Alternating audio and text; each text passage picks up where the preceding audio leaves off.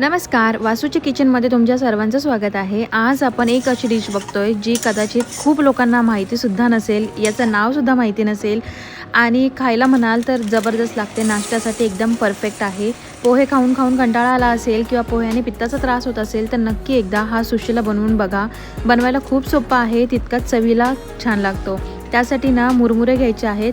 आता मुरमुरे तुम्ही कोणतेही घेऊ शकता, जे भडंगवाले आहेत ते किंवा जे रेग्युलरवाले असतात ते। आणि जे मुरमुरे भिजवायची पद्धत आहे ना ती थोडीशी वेगळी असते, कारण हे वजनाला खूप हलका असतात आणि पाण्याच्या वरती तरंगतात, त्यामुळे हे भिजवायला थोडे अवघड पडतात। तर मोठ्या भांड्यामध्ये मुरमुरे टाकून त्याच्यावरती असा हात ठेवून मग पाणी टाकायचं, जेणेकरून ते दाबले जातात आणि पाण्यामध्ये लगेच भिजतात। आणि याला आपल्याला पोह्यासारखं लगेच पाण्यातनं काढायचं नाही आहे, तर याला थोडा वेळ असंच पाण्यामध्ये भिजवून ठेवायचं आहे, जेणेकरून हे छान भिजले जातील। कारण जेवढे छान हे भिजले जातील तेवढा छान तुमचा सुशिला बनणार आहे। आता इथे बघा मी कसं हाताने दाबून दाबून ते छान भिजवून घेते आहे।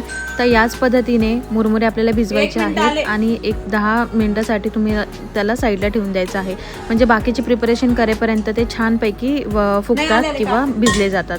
आता इथे मुरमुरे माझे भिजवून झालेले आहेत। आता मी बाकीची तयारी पण करून घेते।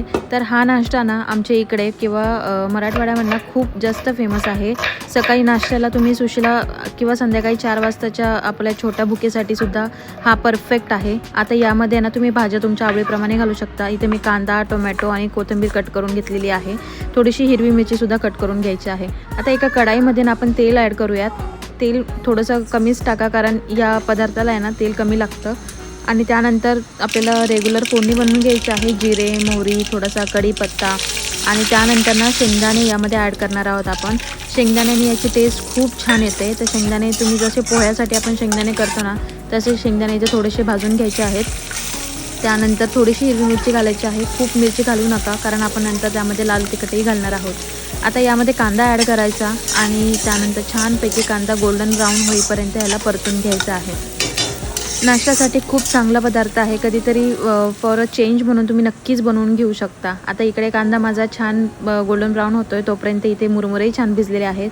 तर बघू शकता मी मुरमुऱ्यातलं पाणी कसं काढते। दोन्ही हातांमध्ये मुरमुरे धरून दाबून पाणी काढायचं आहे आणि मग एक जाळीवरती ठेवायचं आहे। आता तुम्ही म्हणाल की डायरेक्ट जाळीमध्ये पाणी काढून टाकलं तरी चालेल, पण त्यामध्ये काय होईल ना, मुरमुऱ्यामध्ये पाणी राहील आणि जास्त पाणी जर राहिलं तर मग तुमचा सुशिला पूर्ण चिकट होऊन जाईल। त्यामुळे मी जी दाखवली पद्धत त्याच पद्धतीने करा। आता इथे आपले छान भाजून झालेला आहे कांदा। तर थोडंसं यामध्ये मी वाटाणे टाकलेले आहेत, ते ऑप्शनल आहे, अवेलेबल असेल तर टाका, नाहीतर नाही टाकलं तरी चालेल।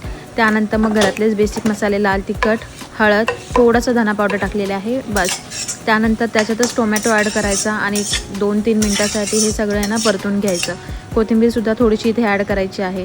आणि आता हे छान परतल्यानंतर त्यामध्ये आपल्याला मुरमुरे ॲड करायचे आहेत। मुरमुरे ॲड करून झाल्यानंतर त्या लगेच थोडीशी कोथिंबीर ॲड करायची, मीठ ॲड करायचं आणि थोडीशी साखर ॲड करायची।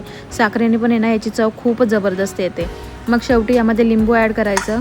इथे मी अर्ध लिंबू पिळलेला आहे जवळपास। आणि आता छानपैकी याला आहे ना मिक्स करून घ्यायचं। बघू शकता किती सुंदर दिसतंय, म्हणजे सेम पोह्याचीच प्रोसेस आहे, पण मुरमुरे वापरलेले आहेत। आणि शेवटी आता झाकण ठेवून आपल्याला त्याला वाफवायचं आहे। इकडे मी थोडीशी फुटाण्याची डाळ किंवा पंढरपुरी डाळ मिक्सरमध्ये बारीक करून घेतलेली आहे आणि ती यामध्ये ॲड करायची आहे। आता ही म्हणाल तुम्ही काय ॲड करायची, तर नुसतंच मुरमुऱ्यांचा जो सुशिला आहे ना तो इतका छान लागत नाही, पण जेव्हा तुम्ही डाळ ॲड करता तेव्हा त्याला आहे ना एक जीवपणा येतो त्या सुशिल्याला। आणि नंतर मग थोडंसं वरनं कोथिंबीर ॲड करायची आणि बस 1-2 मिनटासाठी वाफ द्यायची आणि तुमचा सुशिला एकदम रेडी आहे। बघा किती भन्नाट रेसिपी आहे, अगदी 5 मिनटात बनवून होते आणि सगळ्यांना नक्की आवडेल। तर तुमच्या घरी एकदा नक्की करून बघा आणि रेसिपी आवडली असेल तर फॉलो करायला अजिबात विसरू नका।